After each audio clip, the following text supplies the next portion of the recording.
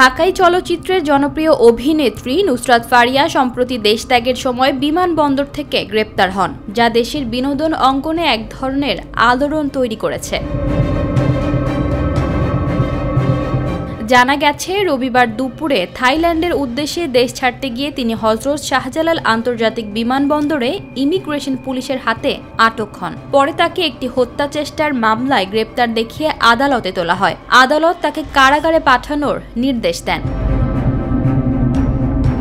তবে ঘটনার কয়েকদিন পর মঙ্গলবার অভিনেত্রী জামিনে মুক্তি পান। এই ঘটনার পর শুধু তার ভক্ত অনুরাগীরাই নয়, পুরো বিনোদন জগতেই ছড়িয়েছে উদ্বেগের ছায়া। তবে প্রভাব পড়েছে অন্যান্য শিল্পীদের ওপরেও। নুসরাতের গ্রেপ্তারের পরপরই চঞ্চল চৌধুরী তার পুনর্নির্ধারিত ভারত সফর বাতিল করেন। ভারতীয় গণমাধ্যম এমনটাই দাবি করেছে। ভারতীয় গণমাধ্যম নিউজ 18 এর এক প্রতিবেদনে দাবি করা হয়েছে, মমতাজ ও ফারিয়ার ঘটনার পর চঞ্চলের ভারতে যাওয়ার পরিকল্পনা থাকলেও শেষ পর্যন্ত তিনি আর যাচ্ছেন না।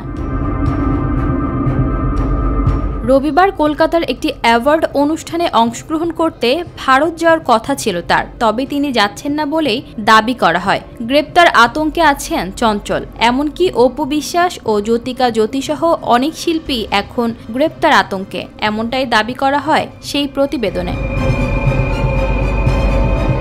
এদিকে TV9 বাংলা নামের আরেকটি ভারতীয় সংবাদ মাধ্যম জানিয়েছে, টলিউডের এক অনুষ্ঠানে চঞ্চলের আশা অনিশ্চিত হয়ে পড়ে। প্রতিবেদনে বলা হয়, ব্যক্তিগত কারণে তার সফর স্থগিত হয়েছে। যদিও সরাসরি তার বক্তব্য পাওয়া যায়নি। বাংলাদেশে যেমন চঞ্চল চৌধুরী একজন নন্দিত অভিনেতা, তেমনি ওপার বাংলায়ও তিনি সমানভাবে পরিচিত ও জনপ্রিয়।